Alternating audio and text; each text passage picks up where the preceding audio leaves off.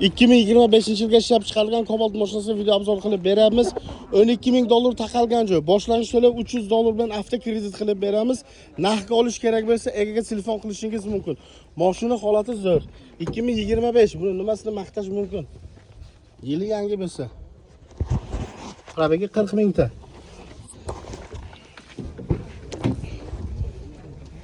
To'rtinchi pokoleniya propan tabletkasi bor. Ishxoli bor. Mashina zo'r turibdi. 12.000 dollar taqalgan joy kelishildi. 12.700 degan edilar. Srochni sotilyapti.